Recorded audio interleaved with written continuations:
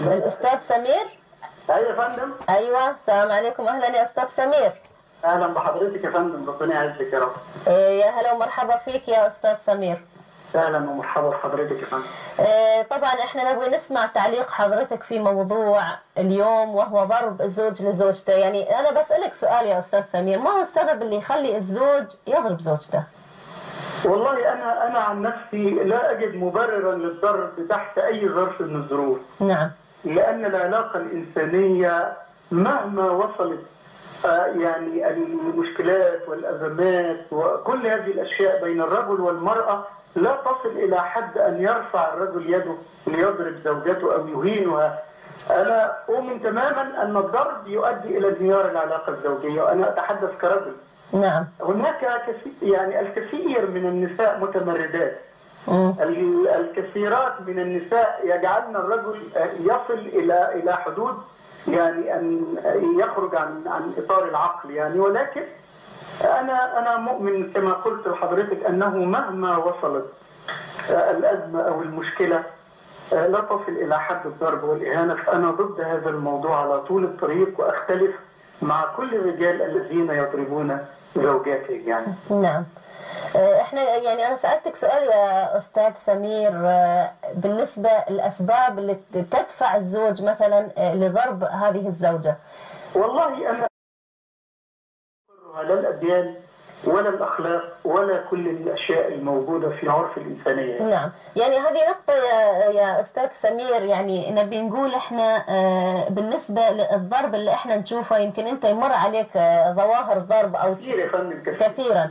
يعني كانت اذا انت يعني من الامور مثلا اللي انت سألت عليها، هل كانت امور تستاهل ان الزوج يضرب زوجته؟ لا، كل الامور التي يضرب فيها الزوج زوجته في هذه الاونه او في هذه الايام تافهه. نعم. يعني قرات خبرا في احدى الايام في الصحف لامراه، هقوله لك يعني هقول لحضرتك كما نشر. نعم. العنوان الرئيسي: حلم ان زوجي يضربني علقتين في اليوم. حلم السيدة. نعم. لماذا يا سيدتي؟ نعم. قالت لانه بيضربني 6 علق في اليوم. بيضربها ايش؟ 6 علق يعني على القاع. 6 يعني هي امنيتها تقل يعني عدد الضربات. هي نفسها يضربها مرتين يعني. هو بيضربها 6 مرات في اليوم، فهي حلمها كاتبه في الجرايد كده. والمبررات تافهه. يعني مثلا واحد يقول لك انا وانا خارج مراتي طلبت مني اجيب حاجه ازيد من اللي طلبتها بالليل، فلما يعني قلت لها ليس معي ما يكفي لشراء هذه المتطلبات، انفعل عليها صفعة على وجهها. يعني استاذ سمير من هذه الموقف، يعني هني يعتبر التركيبة النفسية او الشخصية لهذا الرجل، يعني شنو تحليلك لها؟ والله انا هقول لحضرتك هي ليست تركيبة الرجل. يعني انا لا، لهذا الرجل، لهذه الشخصية. لا، هو اكيد مريض نفسيا.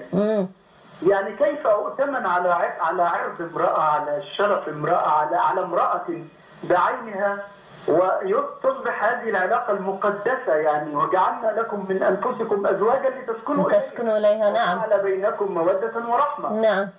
يبقى ما الذي يجعلني أصل إلى هذا الحد يعني أن أتطاول؟ إذا هو رجل مريض نفسيا. أولا يا سيدتي العلاقة تقول أنه لا ثقافة.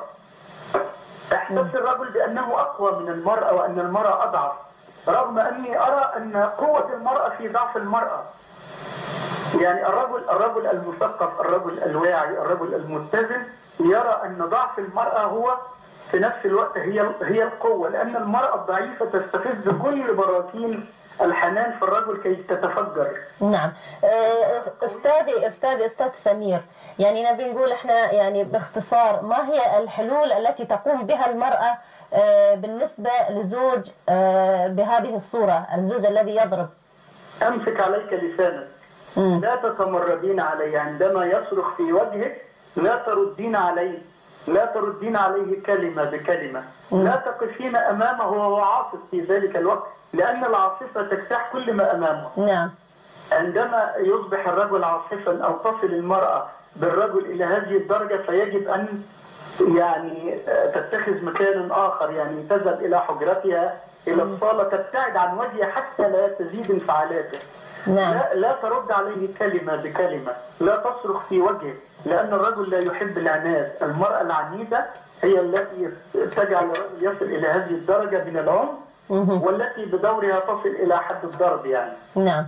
فأنا أطالب كل الزوجات إذا يعني جعلت الرجل يصل إلى هذه الدرجة من الانفعالية لا تستمر، تبتعد عنه قليلا، تبتعد عن وجهه، وسوف الرجل بطبعه يهدأ. صدقيني سيذهب لكي يعتذر لها. نعم. إذا لم يجد ردا يوصله إلى قمة الانفعال. لكن عندما ترد عليه كلمة بكلمة، إهانة بإهانة، سوف تنتهي الحياة، وربما تصل إلى أن يتلفظ باللفظ الذي يهتز له عرش السماوات وعرش الرحمن يعني. نعم، أولا هو الطلاق، وحيعوذ بالله. احنا فعلا نبغي أسرة متكاملة ومتوافقة. وشكرا أستاذ سمير أبو الحمد. أشكرك يا فندم. أشكرك على هذه المداخلة الأستاذ سمير أبو الحمد الصحفي، وشكرا فعلا على هذه المداخلة الجميلة منك. طبعا أخوات المشاهدات، يعني احنا نبي نقول إن المرأة أيضا عليها مسؤولية كبيرة في استفزاز الزوج. احنا ما نقول انه هو من حقه انه يضربها، ولكن احيانا في طباع بعض الرجال العصبيه الزائده، ردود افعالهم غير متوقعه او ردود افعالهم تكون عنيفه.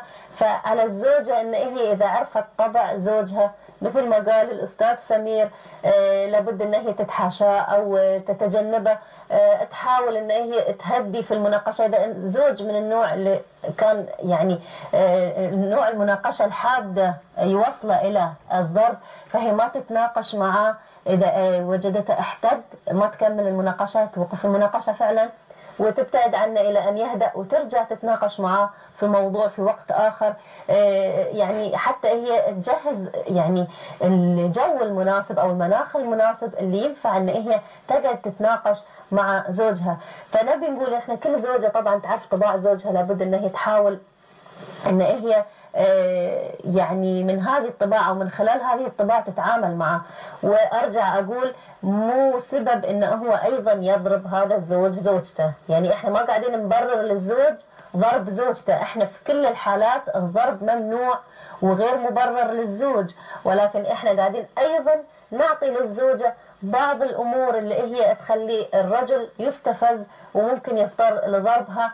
لان نبي نقول ان احنا يعني كعرب تركيبتنا الجينية حارة، نبي نقول، او ان احنا عصبيين حارين، فدائما يعني عصبياتنا تغلبنا ولا شعوريا ممكن نخرج عن شعورنا. يعني نبي نقول ان ايضا رسالة للرجل، لابد انك انت تسوي كنترول على نفسك وتضبط نفسك، لان مو سبب انك انت رجل وان الله سبحانه وتعالى اعطاك الحق في تقويم البيت وتقويم هذه الاسرة، وليس بالضرب. التقويم ليس بالضرب ولكن بالنصح والإرشاد. لابد أن يكون في نقاش ومودة ورحمة، والكلام يكون في حدود